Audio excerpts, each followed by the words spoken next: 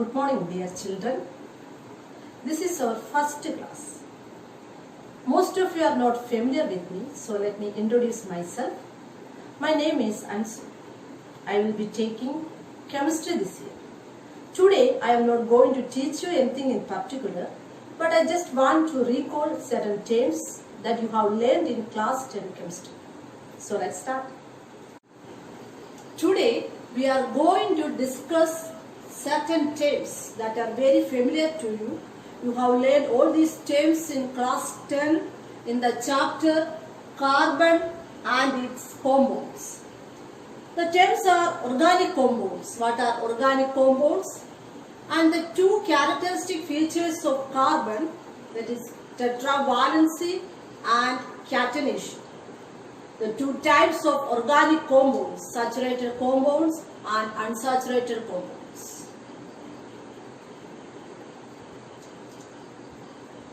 Let us talk about the first term, that is organic compounds. What are organic compounds? Yes, organic compounds are compounds that contain carbon-hydrogen bonds. You know that carbon-hydrogen compounds are called hydrocarbons. Organic compounds are vital for sustaining life on Earth. Examples for these organic compounds are proteins, nucleic acid, vitamins, etc. Urea is the first synthesized organic compound from an inorganic compound, ammonium cyanide. These organic compounds are also present in fuels, polymers, dyes and medicines. So what is organic chemistry? Organic chemistry is the study of these organic compounds or carbon compounds.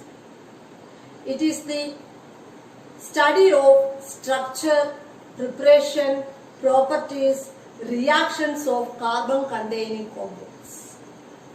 Clear? Let us move to the second term, that is tetravalence of carbon. Tetra means 4. You know the symbol of carbon is C.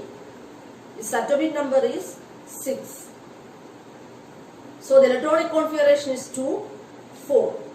That is, 2 electrons will enter in K shell and 4 electrons will enter in L shell. You have learned that every atom has a tendency to attain octet. That means every atom has a tendency to acquire 8 electrons in the outermost shell. Here in the case of carbon, only 4 electrons are present in the valence shell or outermost shell.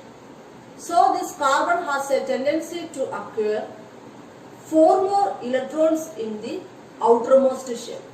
Or we can say that the valency of carbon is 4. What is valency? Yes, the combining capacity of an element is called its valency. That means the number of electrons gained, lost or shared is called valency of an atom. Here, carbon does not gain or lose electron. Do you know the reason? You have learned about it in class 10. Because if carbon gains 4 electrons, it would be difficult for the nucleus with 6 protons to hold on to 10 electrons. That is 4 extra electrons. To lose 4 electrons, this carbon requires extra energy. So it is very difficult. So carbon does not lose or gain electron, but it shares these 4 electrons with 4 other atoms, hydrogen, oxygen, or 4 other carbon itself to form 4 covalent bond. What is covalent bond? Yes, bond formed by sharing of electron is called a covalent bond. For example, methane, ethane, etc.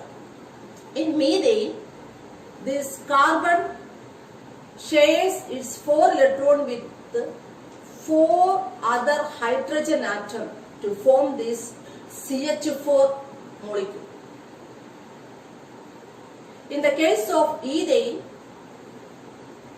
its formula is CH3CH3 or C2H6. Here, this carbon shares its 1 electron with this carbon to form this CC single bond, and it shares its 3 other electrons with 3 other hydrogen atoms. In the case of this carbon also, valency is 4. Here this carbon shares 1 electron with this carbon and the remaining 3 electrons with 3 other hydrogen atoms. When you write a carbon compound, you should always make sure that the valency of carbon in that compound is 4. In the case of this methane, all the 4 valencies of carbon are satisfied by 4 other hydrogen atoms. In the case of this ethane, consider this first carbon atom. Here the valency of carbon is 4. 1, 2, 3, 4. And this carbon atom, here also the valency is 4. 1, 2, 3, 4.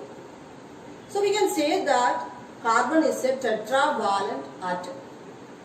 Valency of carbon is always 4. You should keep this in mind. Valency of carbon is 4. This is a special feature of carbon. Another important characteristic feature of carbon is catenation property. Catenation property of carbon.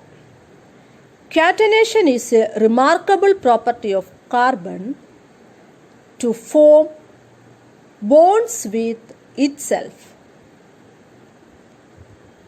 This property of forming bonds with atoms of the same element is called catenation. So, catenation is the self-linking property of an atom. Carbon shows maximum catenation in its group, that is group 14. On moving down the group 14, the catenation tendency decreases because of the increase in the size of the atom. Because of catenation, carbon atoms can link with each other to form a large variety of compounds, such as linear chains in which carbon atoms are joined to one another in a straight chain as shown.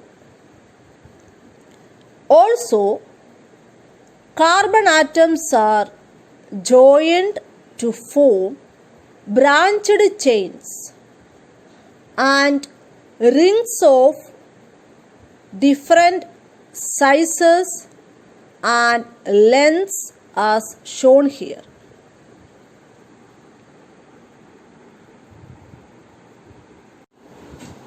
Next term is saturated compounds. What are saturated compounds?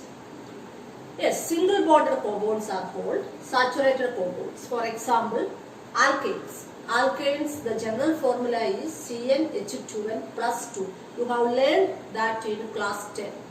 Examples of alkanes are methane, ethane, propane, butane, etc. In all these examples, carbon has single bond. It forms single bond with other carbon or hydrogen atoms. In the case of propane, this formula is CH3, CH2, CH3. The bond present in propane is single bonds. Next term is unsaturated compounds. Unsaturated compounds are double and triple bonded compounds. Here, carbon form double and triple bond with other carbon atoms. Examples are alkenes and alkanes. Alkenes are double bonded compound and alkanes are triple bonded compounds. For example, for alkene is ethene, that is CH2 double bond CH2. Here this carbon forms double bond with this second carbon and single bond with hydrogen atoms. In the case of alkynes, here example is ethyne.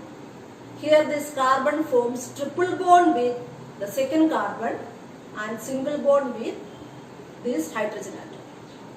Here also single bond with this hydrogen atom.